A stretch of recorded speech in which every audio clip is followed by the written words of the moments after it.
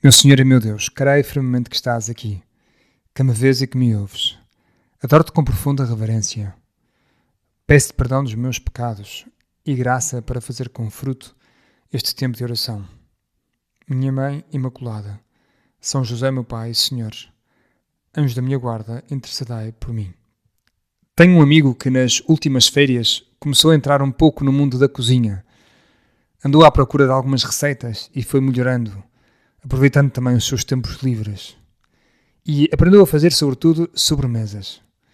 Foi-se aventurando em alguns doces mais complicados. E contou-me que lhe tinham passado uma receita, assim, com alguns segredos, de tiramisu. E não sei quais eram os segredos, mas um café especial, uma maneira muito particular de embeber os palitos, para não ficarem nem demasiado secos, nem desfeitos. E também um segredo, parece, para fazer o creme, com uma textura especial, porque batia as claras mesmo no ponto e misturava tudo com muito cuidado. Não sei descrever pormenores. Até lhe pedi a receita para partilhar convosco, mas ele não me deu. E claro, como ele tem filhos pequenos, decidiu fazer-lhes essa sobremesa num domingo. E comeram com tanto gosto que acabaram por dizer: queremos sempre tiramisu. Pai, queremos sempre tiramisu. E o pai, claro, vendo que no fundo era um elogio aos seus dotes, no domingo seguinte voltou a preparar tiramisu. E os miúdos disseram: "Oh pai, sempre tiramisu." Claro, já começavam a estar um bocado cansados do tiramisu, também a mulher. E por isso entraram numa dinâmica e decidiram, num pacto familiar, dizer que o tiramisu seria só para as festas mais especiais, para não nos cansarmos, para não banalizar o tiramisu. E senhor, e porquê é que me lembrei desta história? Porque é isso mais ou menos que hoje tu dizes àqueles que te escutam em Cafarnaum e que vemos no Evangelho.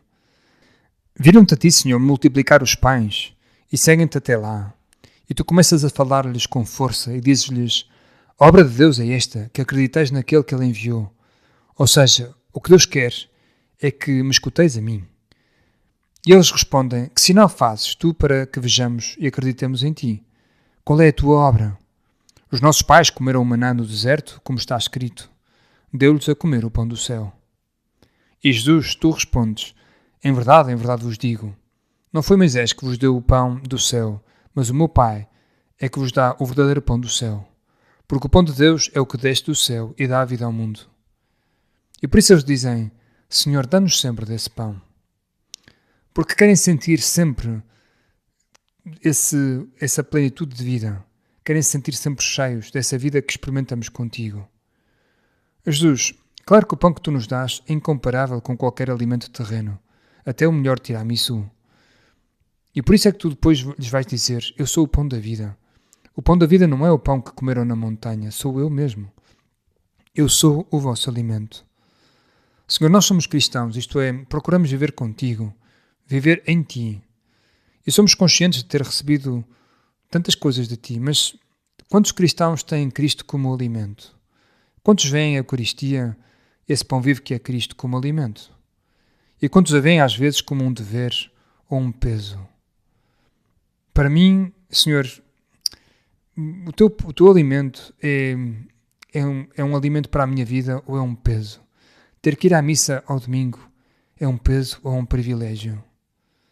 Senhor, dá-me também essa força de me alimentar de ti, porque tu dizes: o meu alimento é fazer a vontade daquele que me enviou.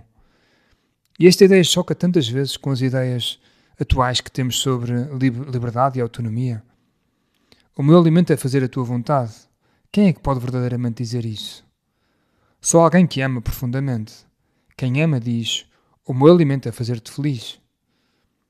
E Jesus diz isto do Pai e convida-nos também a viver assim. É algo tão contranatural, tão pouco experimentado, que vale a pena também meditá-lo com paz, com calma. Jesus, ajuda-me a alimentar-me de ti. Enche-me de vida por estar contigo. Ajuda-me a experimentar a vida eterna. Já há alguns meses vi um filme muito particular, chama-se O Grande Silêncio, sobre a vida dos cartuchos em Grenoble. Num momento, um monge fala, é já idoso e cego, e diz: medo da morte. Todos temos de morrer. Como vou ter medo? A morte é como comer ou dormir. Todos temos de o fazer. Medo dos males? Nenhum. Sei que Deus é um bom Pai, que me ama. E sobre a cegueira? Se me afastasse de Deus, então sim. Mas se esta é a vontade de Deus, então será para o meu bem. Quando vi, Senhor, o testemunho deste cartucho, pensei, este homem poderia dizer verdadeiramente, com propriedade, o meu alimento é fazer a vontade de Deus. Jesus, Tu és o meu pão da vida. Eu quero viver de Ti. Quero que sejas a minha força. Quero receber-te sempre, com carinho, em cada missa, em cada domingo, em cada dia, sem rotina, como se fosse a primeira vez. A rotina implica tantas vezes fazer as coisas sem pensar nelas. E na origem etimológica até desta palavra está a ação de limpar a vegetação do caminho. Quer dizer que quando caio na rotina, o caminho que aparentemente é mais cômodo se vai enchendo de obstáculos para a alma. Uns arbustos secos ou uns espinhos pouco agradáveis, porque encobrem o objetivo. É o que acontece quando comungo como se estivesse a receber um simples pedaço de pão. Quando vou ver a escorregar entre urgências, quando trato as coisas divinas de modo humano, quando vou na fila da comunhão e penso mais na maneira como os outros me olham do que em Ti, Senhor. Quando, às vezes, Senhor, é verdade, não me sinto preparado, a minha alma não está preparada para receber e sei que não devo comungar, mas mesmo assim tenho medo de o fazer por cobardia ou por vergonha, pelo que os outros podem pensar, e coloco-me na fila da comunhão antes de me confessar. Jesus, em que aspectos da minha vida é que deixei entrar a rotina? Que detalhes de carinho é que posso renovar para me comportar como um verdadeiro amigo? Senhor, dá-nos sempre desse pão. Lembrei-me dessa expressão também daquelas crianças. Queremos sempre tiramisu. E voltando também ao tiramisu, sempre quando vivia em Itália, no seminário, lembro-me de perguntar a um colega italiano de onde vinha esta palavra tiramisu. Até pensava que era japonesa, porque é assim estranha na sua sonoridade. Mas é italiana, uma palavra italiana, e vem da junção de duas palavras. Tirami, que quer dizer atira-me, su, para cima. Ou seja, literalmente quer dizer atira-me para cima, tiramisu, e leva-me. E leva-me no fundo, e é uma boa imagem do que faz a Eucaristia. É o nosso verdadeiro tiramisu, aquilo que nos levanta, que nos puxa para cima, que nos tira a rotina, que nos tira do cansaço, do peso do dia a dia e nos faz viver com mais altura, com mais vida, com mais perspectiva, com mais Deus. Podemos meditar, Senhor, também isto ao longo deste dia. Ensina-nos a conhecer o Pai como Tu o conheces e a descobrir na Sua vontade o alimento da nossa alma. Ensina-me a ver na Eucaristia, em cada missa, em cada comunhão, aquilo que realmente é, o alimento que me eleva. Gosto de recordar aquela frase com que São Carlo Acutis manifestou o desejo de receber a Eucaristia quando tinha 7 anos e fez a primeira comunhão. Chamava a Eucaristia a minha autoestrada para o céu. E numa ocasião disse mesmo, se nos aproximássemos da Eucaristia todos os dias, iríamos diretos para o paraíso. Aqui temos a via verde para o céu, a Eucaristia. Também São José Maria nos falava de quando fez a sua primeira comunhão e da importância da comunhão frequente.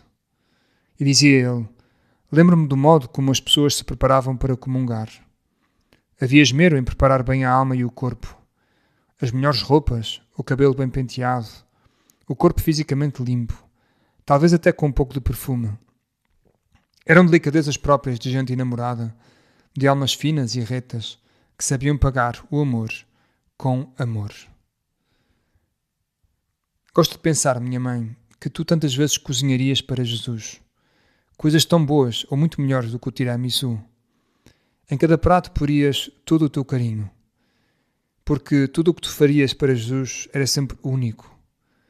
Ajuda-me a dar também a Jesus o melhor, todos os dias.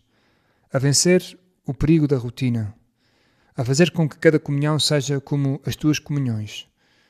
Cada uma das vezes que tu recebeste Jesus, minha mãe, quer na Anunciação, quer depois em cada Eucaristia, que celebravam os apóstolos, cada Eucaristia era para ti um primeiro encontro.